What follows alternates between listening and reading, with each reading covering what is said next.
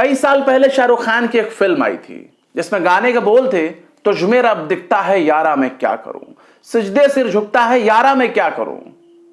पर आरएसएस के हिंदू यानी गेरुआ टोले को असली वाला रब मिल गया है और अब उस रब का नाम भी जग जाहिर हो गया है। उस रब का नाम है अल्लाह, उस रब का नाम है रब्बुल आलमीन।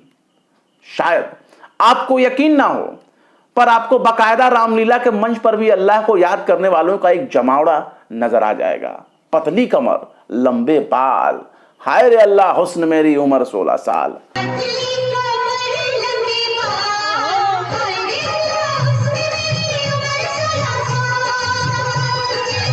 रामलीला के स्टेज पर लगाए जाने वाले ठुमकों के पीछे भी आपको अल्लाह को याद करने वाला एक जुमला सुनाई देगा। पर गेरुआ टोला मस्जिद के सामने जाकर जिस तरह से नाचता है, वो यही साबित कर रहा है कि असली वाला रब कहीं और नहीं है, बस यही है असली वाला रब।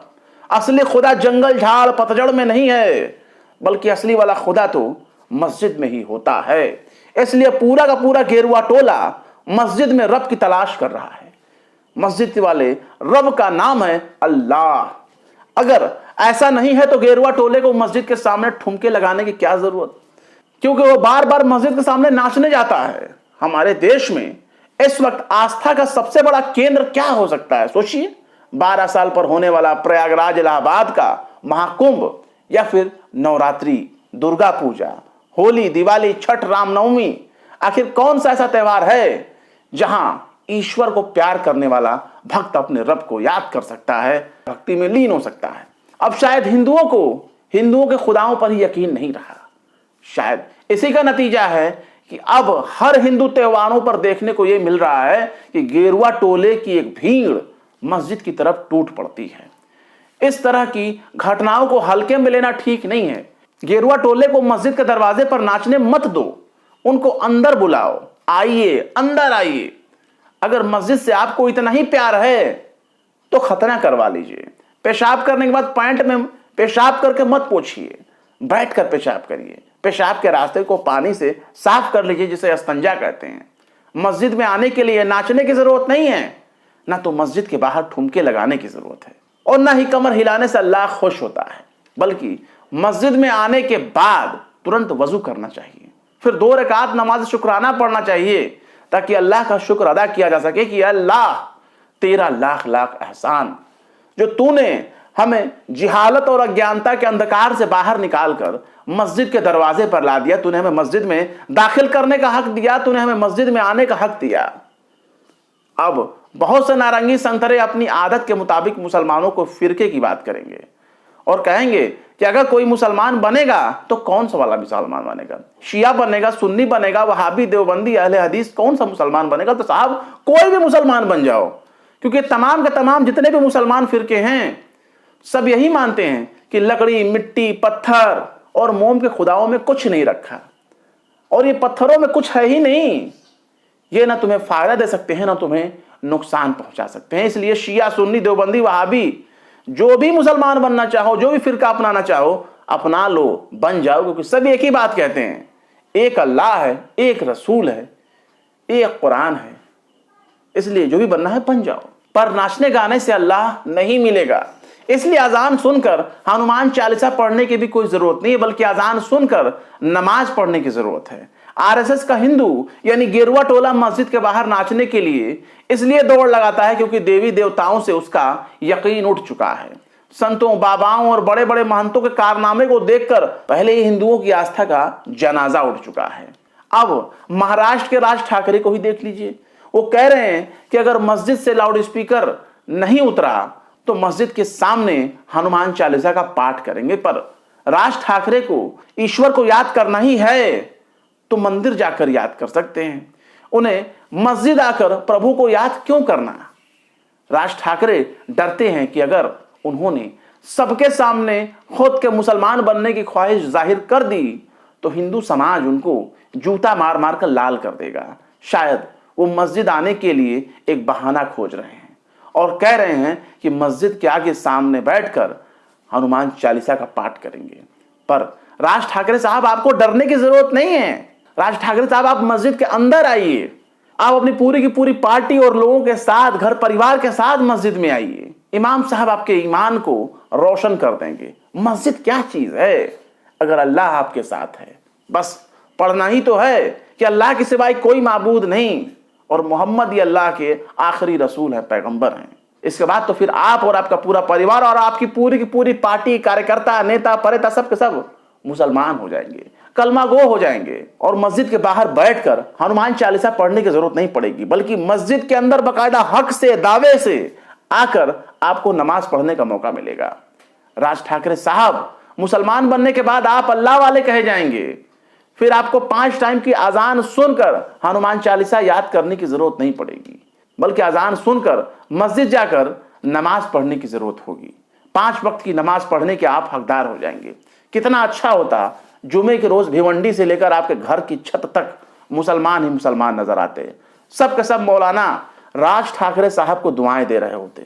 पर राज ठाकरे साहब, मुसलमान बनने के लिए आपको कुछ हरकतों से परहेज करना होगा। मसलन जातिवाद, छुआछूत और उस क्षेत्रवाद की जहरीली राजनीति को भी तौबा करना होगा जिसके लिए आप पहचाने जाते हैं। यानी तुम बिहारी हो, तुम यूपी वाले हो, तुम हिंदी भाषी हो, तुम मराठी नहीं हो, तुमको कूटेंगे, तुमको मारेंगे, तुमको सबक सिखाएंगे, अपने अपने स्टेट में जाओ। इस तरह की भाषाओं से आपको परहेज करना होगा। आपको यूपी और बिहार वालों को गले लगाकर कहना होगा कि तू भी भाई, हम भी भाई, और हम सब भाई भाई, तुम सब हमारे भाई हो। पर एक सवाल जहन में गूंज रहा है कि अगर आप अजान की आवाज सुनकर मस्जिद के बाहर हनुमान चालीसा का पाठ करना भी चाहते हैं, तो क्या आपके साथ हनुमान चालीसा का पाठ करने वाले कार्यकर्ताओं में क्या यूपी वाले भी शामिल होंगे? क्या उन लोगों में बिहार वाले भी शामिल होंगे? क्योंकि इस्लाम तो यही सिखाता है कि बटो मत। इस्लाम सिखाता है कि सब के सब भाई भाई हो। लेकिन राज ठाकरे साहब, आपके नेता तो कहते हैं कि बटोगे तो कटोगे, लेकिन बांटा किसने है? क्या वर्ण सिस्टम, वर्ण व्यवस्था मुसलमानों ने बनाई है? ब्राह्मण, क्षत्रिय, वैश्य, शूद्र, यह सब क्या मुसलमानों ने बनाया है? क्या इस्लाम ने बनाया है? आरएसएस ने अरजाल और अशराफ जैसे शब्द भी खूब गढ़े, लेकिन सब के सब फुस हो गए। क्योंकि जिसका तसव्वुर ही इस्लाम में नहीं है, जिसका कॉन्सेप्ट ही, जिस जाति सिस्टम का कॉन्सेप्ट ही इस्लाम में नहीं है, उसका क्या मतलब? पर काटने और बांटने वाले मनु महाराज के ग्रंथ मनुस्मृति से आप कैसे इनकार कर सकते हैं? एक बात तो है, जो काम मुसलमान 1000 साल में ना कर सके, वही काम आरएसएस ने महज 100 साल के भीतर कर दिया। 100 साल भी क्यों, महज 10 साल में कर दिखाया।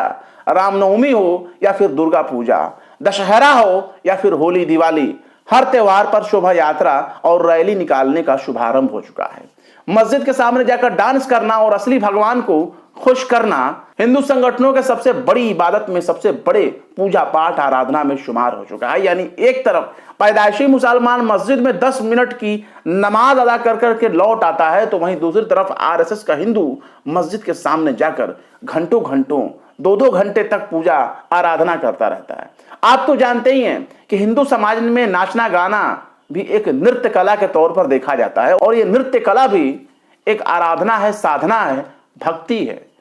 और उस भक्ति के तहत ही आरएसएस का गेरुआ टोला मस्जिदों के सामने जाकर नाच रहा है। ऐसे में गेरुआ टोले की भीड़ मस्जिद के सामने जाकर उसी अंदाज में अल्लाह को याद करती है जैसे वो भगवान को याद किया करती है। मतलब नाच गाने और ठुमके लगाकर जिस तरह से भगवान को खुश किया जा सकता था, उसी अंदाज में अल्लाह को खुश करने की कोशिश हो रही है।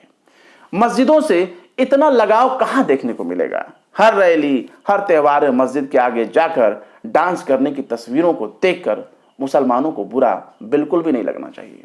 अलबत्ता खुश होना चाहिए कि जो लोग मस्जिद के सामने जाकर नाच रहे हैं, वो दरअसल बार बार यही साबित करने की कोशिश कर रहे हैं कि असली खुदा मिट्टी, मोम, लकड़ी, पत्थर तराशने पर नजर नहीं आने वाला, बल्कि असली खुदा तो मस्जिद में है, जिसे आंखों से नहीं देखा जा सकता, जिसे दिल से कबूल किया जा सकता है, जिसकी रहमत हर जगह नजर आती है, जिसे अल्लाह कहते हैं।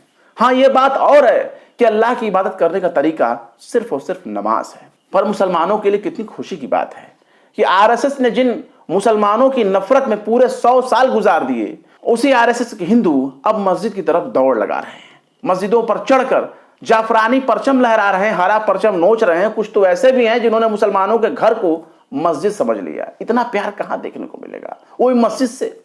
मुसलमान के घर पर भगवा झंडा फहराने की इतनी लालसा कहां देखने को मिलेगी। पर अफसोस कुछ तो ऐसे भी थे जो 2 टांग पर गए, लेकिन वो 2 टांग पर लौट ना सके, बल्कि उनको टांग कर नीचे उतारना पड़ा। ऐसे महान विभूतियों को शत शत नमन, जिन्होंने मस्जिद समझकर मुसलमान के घर पर, उसके छत पर जाकर प्राण त्याग दिए। मुसलमानों को घबराने और बुरा मानने की जरूरत नहीं है। आज मस्जिद के सामने बाहर नाच रहे हैं, कल मस्जिद के भीतर कंधे से कंधा मिलाकर नमाज भी अदा करेंगे। राज ठाकरे साहब, आप भी अजान सुनकर भिवंडी की जामा मस्जिद में नमाज पढ़ने जरूर से जरूर आना। एक नेक दिल मुसलमान को मस्जिद के बाहर बैठने की जरूरत नहीं है, बल्कि मस्जिद के भीतर आइए, अंदर आइए। मस्जिद के बाहर मांगने खाने वाले गरीब, बेसहारा और भिखारियों की जगह है। उनमें अलग अलग कौम के लोग होते हैं, अलग अलग जात मजहब के लोग होते हैं। अगर आपको वहां बैठना ही है तो कुर्सी लाया कर बैठिए। मस्जिद के बाहर खड़े गरीबों को खाना खिलाइए और दुआ करिए, सलाम पढ़िए, सलाम या मोहम्मद, सलाम या आले मोहम्मद। ठाकरे साहब, अल्लाह आपको नेक और सच्चा मुसलमान बनने की तौफीक अता फरमाए। आमीन सुम्मे आमीन। बहरहाल इस वीडियो में बस इतना ही। ये वीडियो आपको कैसा लगा कमेंट बॉक्स में जरूर बताएं। वीडियो अगर पसंद आए तो लाइक करें, शेयर करें। राज ठाकरे साहब, बाल ठाकरे साहब को भी उठाकर भेज दीजिए और गेरुआ टोले को तो जरूर भेजिए। पता नहीं कब किस रूप में उनको मस्जिद का रास्ता नजर आ जाए, अभी भी वो सही रास्ते पर चलना शुरू कर दें। फिर मिलते हैं किसी और वीडियो में एक नई खबर के साथ। शम्स तबरेज को दीजिए इजाजत। जय हिंद। अगर अभी तक आपने हमारे चैनल टाइम्स मेल को सब्सक्राइब नहीं किया है तो जल्दी से सब्सक्राइब कर दें और बेल आइकन भी प्रेस कर दें।